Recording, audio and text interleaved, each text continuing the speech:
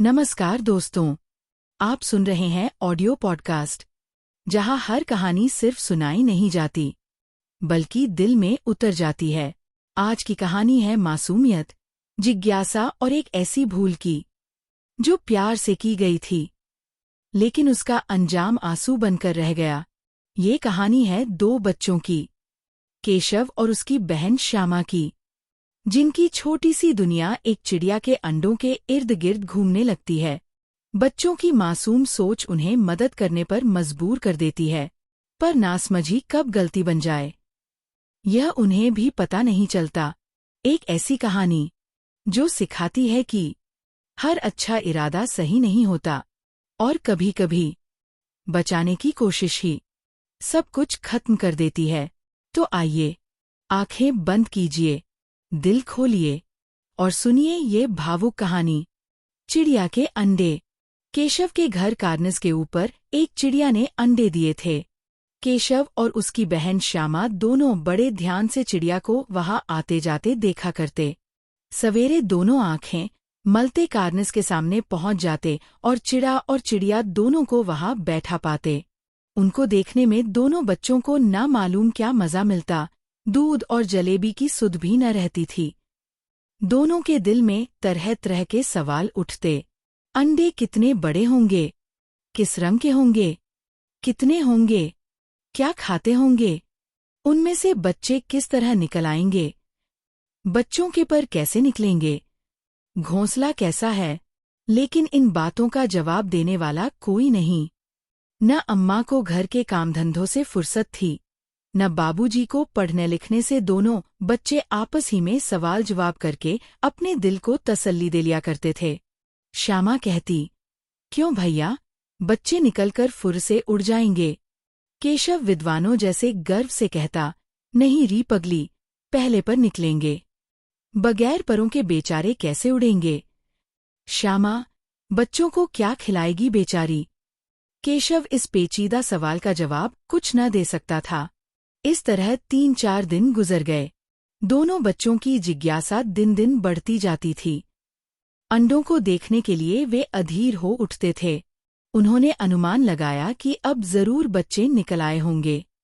बच्चों के चारे का सवाल अब उनके सामने आ खड़ा हुआ। चिड़िया बेचारी इतना दाना कहाँ पाएगी कि सारे बच्चों का पेट भरे। गरीब बच्चे भूख के मारे चूं चूं करके मर जाएंगे। इस मुसीबत का अंदाजा करके दोनों घबरा उठे। दोनों ने फैसला किया कि कार्निस पर थोड़ा सा दाना रख दिया जाए। श्यामा खुश होकर बोली, तब तो चिड़ियों को चारे के लिए कहीं उड़कर न जाना पड़ेगा ना। केशव, नहीं, तब क्यों जाएंगी। श्यामा, क्यों भैया, बच्चों को धूप न लगती होगी। केशव का ध्यान इस तकलीफ की तरफ न गया था। बोला, जरूर तकलीफ हो रही होगी, बेचारे प्यास के मारे तड़पते होंगे, ऊपर छाया भी तो कोई नहीं। आखिर यही फैसला हुआ कि घोंसले के ऊपर कपड़े की छत बना देनी चाहिए। पानी की प्याली और थोड़े से चावल रख देने का प्रस्ताव भी स्वीकृत हो गया। दोनों बच्चे बड़े चाव से काम करने लगे। श्यामा माँ की आंख बचाकर मटके से चावल निकाल लाई। केशव ने पत्थर की प्याली का तेल चुपके से जमीन पर गिरा दिया और उसे खूब साफ करके उसमें पानी भरा। अब चांदनी के लिए कपड़ा कहाँ से आए। फिर ऊपर बगैर छड़ियों के कपड़ा ठहरेगा कैसे और छड़ियाँ खड़ी होगी कैसे। केशव बड़ी देर तक इसी उधेड़-बुन में रहा। आखिरकार उसने यह मुश्किल भी हल कर दी। श्यामा से बोला, जाकर कूड़ा फेंकने वाली टोकरी उठा लाओ। अम्मा जी को मत दिखाना। श्यामा, वह तो बीच से फटी हुई है, उसमें से धूप न जाएगी। केशव ने झुंझला कर कहा, तू टोकरी तो ला, मैं उसका सुराख बंद करने की कोई हिकमत निकालूंगा। श्यामा दौड़कर टोकरी उठा लाई। केशव ने उसके सुराख में थोड़ा सा कागज ठूंस दिया और तब टोकरी को एक टहनी से टिकाकर बोला, देख ऐसे ही घोंसले पर उसकी आड़ कर दूंगा, तब कैसे धूप जाएगी। श्यामा ने दिल में सोचा, भैया कितने चालाक हैं। 2 गर्मी के दिन थे, बाबूजी दफ्तर गए हुए थे, अम्मा दोनों बच्चों को कमरे में सुलाकर खुद सो गई थीं। लेकिन बच्चों की आंखों में आज नींद कहाँ। अम्मा जी को बहलाने के लिए दोनों दम रोके, आंखें बंद किए मौके का इंतजार कर रहे थे। ज्यों ही मालूम हुआ कि अम्मा जी अच्छी तरह से सो गई, दोनों चुपके से उठे और बहुत धीरे से दरवाजे को सिटकनी खोलकर बाहर निकल आए। अंडों की हिफाजत की तैयारियां होने लगीं। केशव कमरे से एक स्टूल उठा लाया, लेकिन जब उससे काम न चला तो नहाने की चौकी लाकर स्टूल के नीचे रखी और डरते डरते स्टूल पर चढ़ा। श्यामा दोनों हाथों से स्टूल पकड़े हुए थी। स्टूल चारों टांगे बराबर न होने के कारण जिस तरफ ज्यादा दबाव पाता था, जरा सा हिल जाता था। उस वक़्त केशव को कितनी तकलीफ उठानी पड़ती थी, यह उसी का दिल जानता था। दोनों हाथों से कार्निस पकड़ लेता और श्यामा को दबी आवाज से डांटता, अच्छी तरह पकड़, वरना उतरकर बहुत मारूंगा। मगर बेचारी श्यामा का दिल तो ऊपर कार्निस पर था। बार बार उसका ध्यान उधर चला जाता और हाथ ढीले पड़ जाते। केशव ने ज्यों ही कार्निस पर हाथ रखा, दोनों चिड़िया उड़ गई। केशव ने देखा, कार्निस पर थोड़े तिनके बिछे हुए हैं और उन पर 3 अंडे पड़े हैं। जैसे घोंसले उसने पेड़ों पर देखे थे, वैसा कोई घोंसला नहीं है। श्यामा ने नीचे से पूछा, क्या बच्चे हैं भैया? केशव, 3 अंडे हैं, अभी बच्चे नहीं निकले।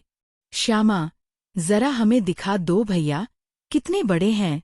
केशव, दिखा दूंगा, पहले जरा चिथड़े ले आ, नीचे बिछा दूं। बेचारे अंडे तिनकों पर पड़े हैं। श्यामा दौड़कर अपनी पुरानी धोती फाड़कर एक टुकड़ा लाई। केशव ने झुककर कपड़ा ले लिया, उसकी कई तह करके उसने एक गद्दी बनाई और उसे तिनकों पर बिछाकर तीनों अंडे धीरे से उस पर रख दिए। श्यामा ने फिर कहा, हमको भी दिखा दो भैया। केशव, दिखा दूंगा, पहले जरा वह टोकरी तो दे दो, ऊपर छाया कर दूं। श्यामा ने टोकरी नीचे से थमा दी और बोली, अब तुम उतर आओ, मैं भी तो देखूं। केशव ने टोकरी को एक टहनी से टिकाकर कहा, जा, दाना और पानी की प्याली ले आ, मैं उतर आऊं तो तुझे दिखा दूंगा। श्यामा प्याली और चावल भी लाई। केशव ने टोकरी के नीचे दोनों चीजें रख दी और आहिस्ता से उतर आया। श्यामा ने गिड़गिड़ा कर कहा, अब हमको भी चढ़ा दो भैया। केशव, तू गिर पड़ेगी। श्यामान, गिरूंगी भैया, तुम नीचे से पकड़े रहना। केशव, ना भैया, कहीं तू गिरगिरा पड़ी तो अम्मा जी मेरी चटनी ही कर डालेंगी। तू कहेंगी कि तूने ही चढ़ाया था, क्या करेगी देखकर।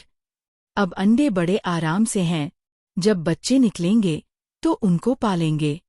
दोनों चिड़िया बार बार कार्निस पर आती थीं और बगैर बैठे ही उड़ जाती थीं।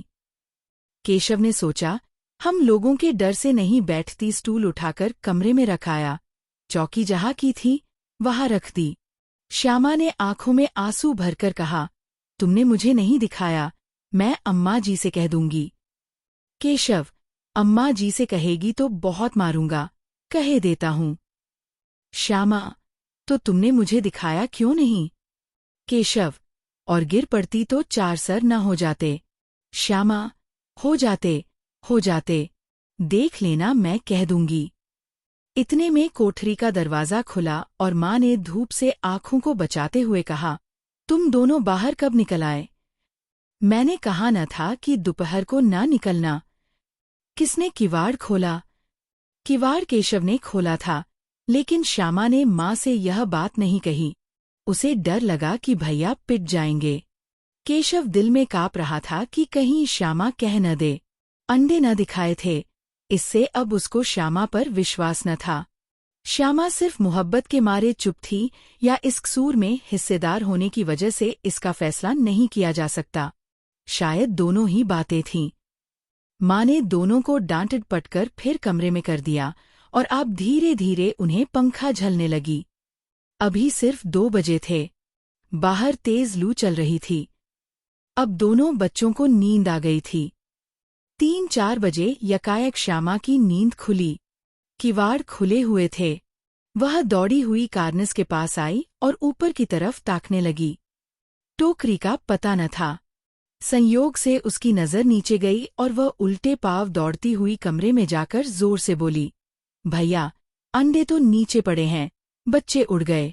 केशव घबराकर उठा और दौड़ा हुआ बाहर आया तो क्या देखता है कि तीनों अंडे नीचे टूटे पड़े हैं और उनसे कोई चूने की सी चीज बाहर निकल आई है। पानी की प्याली भी एक तरफ टूटी पड़ी है। उसके चेहरे का रंग उड़ गया। सहमी हुई आंखों से जमीन की तरफ देखने लगा। श्यामा ने पूछा, बच्चे कहाँ उड़ गए भैया? केशव ने करुण स्वर में कहा, अंडे तो खूट गए। श्यामा, और बच्चे कहाँ गए? केशव, तेरे सर में देखती नहीं है, अंडों में से उजला उजला पानी निकल आया है। वही तो 2-4 दिनों में बच्चे बन जाते। माँ ने सोटी हाथ में लिए हुए पूछा, तुम दोनों वहाँ धूप में क्या कर रहे हो? श्यामा ने कहा, अम्मा जी, चिड़िया के अंडे टूटे पड़े हैं। माँ ने आकर टूटे हुए अंडों को देखा और गुस्से से बोली, तुम लोगों ने अंडों को छुआ होगा। अब तो श्यामा को भैया पर जरा भी तरस न आया। उसी ने शायद अंडों को इस तरह रख दिया कि वह नीचे गिर पड़े। इसकी उसे सजा मिलनी चाहिए। बोली, इन्होंने अंडों को छेड़ा था अम्मा जी। माँ ने केशव से पूछा, क्यों रे? केशव भीगी बिल्ली बना खड़ा रहा। माँ, तू वहां पहुंचा कैसे? श्यामा, चौकी पर स्टूल रखकर चढ़े अम्मा जी। केशव, तू स्टूल थामे नहीं खड़ी थी। श्यामा, तुम्ही ने तो कहा था। माँ, तू इतना बड़ा हुआ, तुझे अभी इतना भी नहीं मालूम कि छूने से चिड़ियों के अंडे गंदे हो जाते हैं। चिड़िया फिर उन्हें नहीं सेती। श्यामा ने डरते डरते पूछा, तो क्या चिड़िया ने अंडे गिरा दिए हैं अम्मा जी? माँ, और क्या करती? केशव के सिर इसका पाप पड़ेगा। हाय हाय, 3 जाने ले ली दुष्ट ने। केशव रोनी सूरत बनाकर बोला, मैंने तो सिर्फ अंडों को गद्दी पर रख दिया था अम्मा जी। माँ को हंसी आ गई, मगर केशव को कई दिनों तक अपनी गलती पर अफसोस होता रहा। अंडों की हिफाजत करने के जोग में उसने उनका सत्यानाश कर डाला। इसे याद कर वह कभी कभी रो पड़ता था। दोनों चिड़िया वहां फिर न दिखाई दीं। केशव ने उस दिन समझ लिया कि सिर्फ अच्छा चाहना ही काफी नहीं होता, समझ भी जरूरी होती है। जिसे बचाने चला था, उसी को अनजाने में खो बैठा। कार निसाज खाली थी, पर उस खालीपन ने उसे जिंदगी का एक गहरा सबक दे दिया।